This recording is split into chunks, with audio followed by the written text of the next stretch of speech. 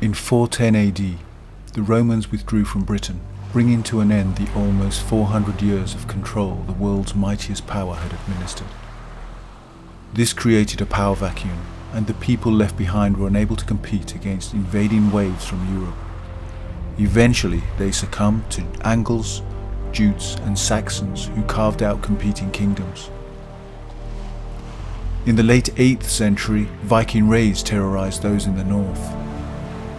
In 925, the grandson of Alfred the Great, Athelstan, had become the first king of all England, but by the middle of the 11th century a new wind was blowing. As a king dies, rivals claim a throne they believe is theirs by right or promise. The defeat of a northern army by a Viking king, aided by his own brother, caused recently crowned King Harold to rush north, leaving the south undefended.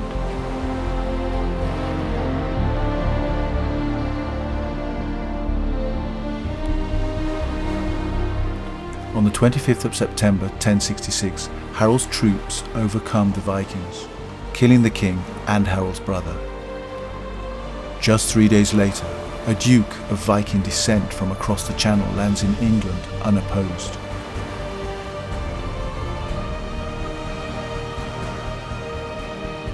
This man believes the throne was promised to him by the dead king Edward and Harold himself, and he was going to take what was his.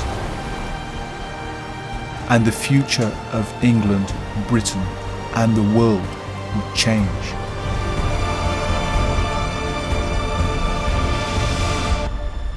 Forever.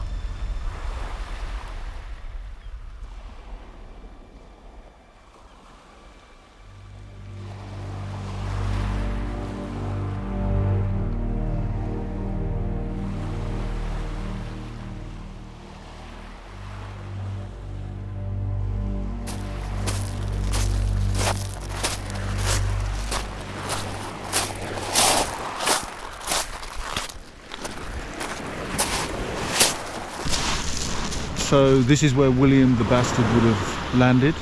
Well, not quite here. A kilometre further inland. Because in those days, in 1066, the coast was not here. It was a kilometre further back. Almost near the castle, Pevensey Castle. 700 ships carrying 7,000 troops, prepared to take advantage of the weakness that the passing of the former king had created, the childless former king, Edward the Confessor, had created. Harold had marched north to meet a Viking army who were also laying claim to the kingdom, aided by Harold's brother. 4 days march to meet them at Stamford Bridge in Yorkshire, 185 miles from London to Stamford Bridge. And then, after defeating them, Harold had to march south again to meet another claimant to the throne. I can't even imagine what it must have been like for the men involved in those battles. Wounded, a victory only to come back and be defeated on the battlefield. Harold's army was comprised of huscarls, the king's own guard, and men of the fyrd. These were not professionals, but farmers, often thinking about their crops back at home. They wore less protective clothing than the Normans, depending heavily on the infantry shield wall, whereas Normans had cavalry, armed with lances, swords, shields, and archers. On arriving at Pevensey, the Normans made camp. William's carpenters set to building defences, and his foraging troops reported locals fleeing before them as they raided farms and houses. William set off for Hastings in the next couple of days, taking control of that, and building Motte and Bailey fortifications along the way. William's forces had limited supplies, and they needed to rely on foraging and the arrival of reinforcements and supplies from Normandy. This partially explains why William waited for some time in the Hastings area before the battle. The system of kingship under the Saxons was complicated by the Witan approving the new king. The Witan, or Witenagemot, was comprised of nobles and priests, and it formed an important political institution pre-1066. The Witan advised the king on matters of governance, lawmaking, and major decisions. After 1066, its role was diminished, and power became more centralized under the king.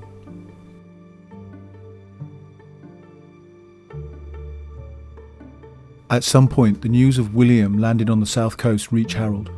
So immediately after a costly victory, he was forced to turn toward London. But many of his experienced troops refused or were unable to go with him. That meant he had to march and collect inexperienced soldiers before meeting William. Harold stayed in London to rest and gather support, but on the 11th of October, he set out for an area just 6 miles outside Hastings. It's presumed that the Normans and the Anglo-Saxons both had around 7,000 to 8,000 men, and this is where the battle would take place.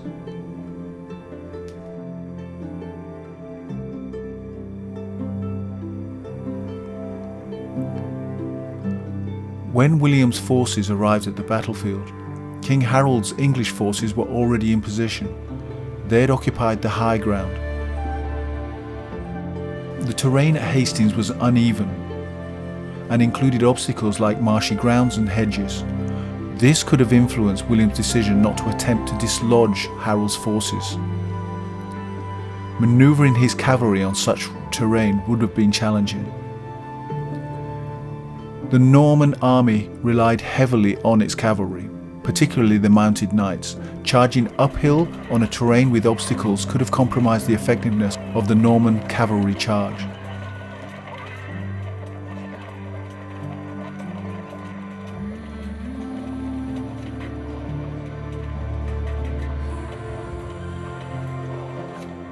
So it's here. This is the battlefield. 1066, we had the forces of William at the base of the hill, incline more like, and Harold at the top. This is not so steep a hill that it made it a terrible disadvantage for William. And probably Harold just arrived at the battlefield, at the site of the battle, a bit earlier and took advantage of the ground. Throughout the day, the morning and early afternoon, there were skirmishes, attacks. Nothing that William did could manage to break through.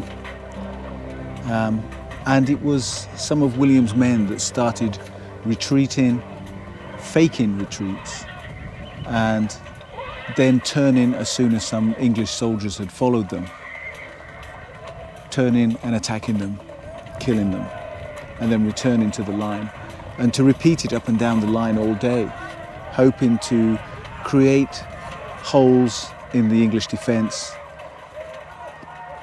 diminish some of their numbers. And it was through this gradual tussle, this gradual arm wrestle, that advantages gradually came William's way.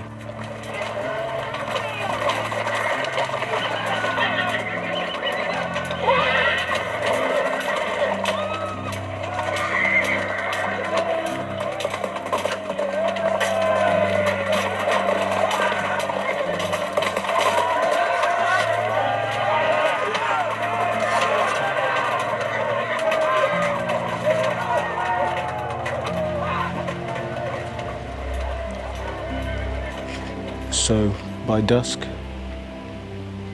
William was victorious and the English army was routed. Anyone who did not surrender was slaughtered, and the Normans followed the English from the battlefield as they fled.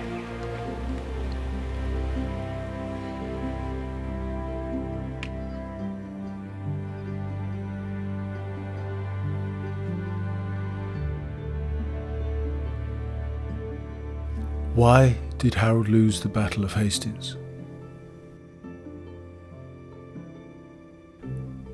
Harold had just fought and won a battle against another invading force, the Norwegians, at Stamford Bridge. After marching his army south to confront William's Normans, his troops were most likely exhausted and depleted. Harold had taken position at the top of the ridge, which gave them a defensive advantage, but it also made it difficult for them to maneuver and move their troops around. Harold's army did not have many cavalry troops. That made it very difficult for them to counter the Norman cavalry charges.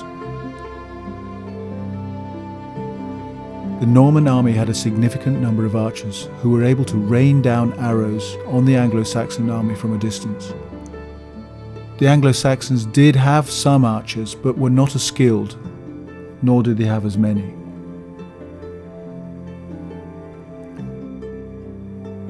Harold was killed late in the battle. It's said by an arrow in the eye, but there's no real proof of that. Without their leader, the Anglo-Saxon army lost morale and began to break apart, leading to their defeat and complete rout. After the Battle of Hastings, William made his way towards London. Several English nobles and bishops submitted to him, acknowledging his claim. William took a somewhat cautious approach in his advance to London, as he needed to secure support from the key English nobles and gain control of important cities. William did face resistance from local nobles and fortified towns along the way. On December the 25th, Christmas Day, 1066, William was crowned King of England.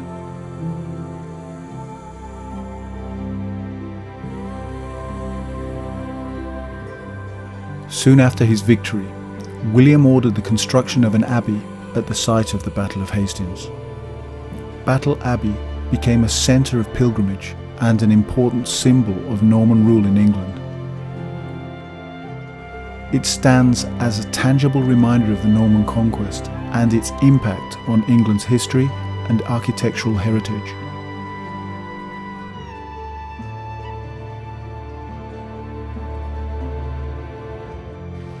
Even today, those with Norman names are on average 10% wealthier and live 2 years longer than most Britons.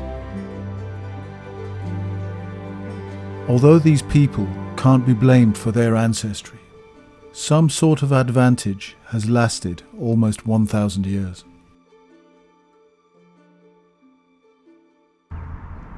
"98% of the land was handed over to people born on the other side of the Channel. It was ripped away from the people. It was a couple of hundred years before any of the Norman kings actually spoke English. They still spoke French. And our old language became Middle English, the language of Chaucer, before modern English and the language of Shakespeare.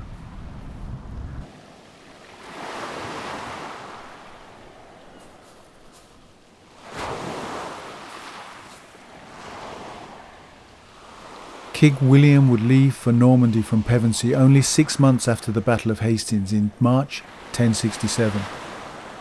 He would return in December to quell rebellions in the most brutal fashion until the land was finally subjugated to his will.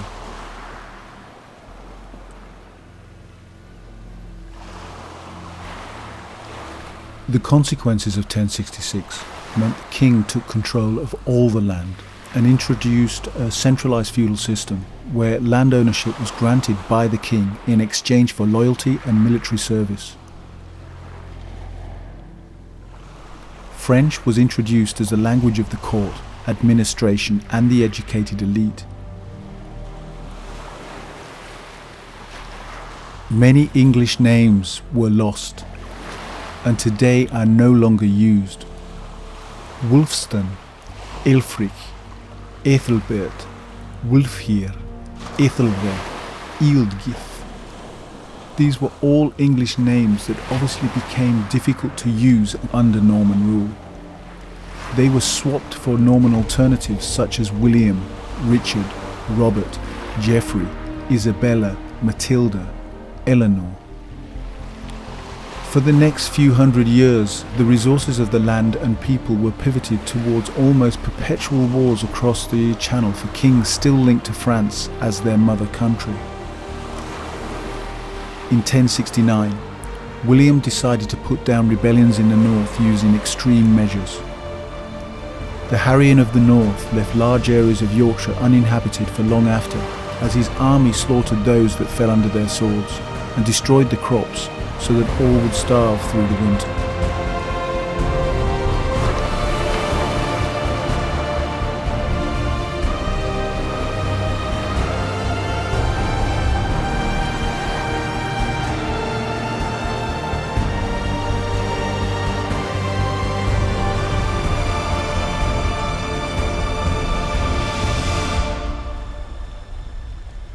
The conquest of 1066 serves as a reminder of the complexities of power struggles, promises, and the enduring impact of decisions made centuries ago.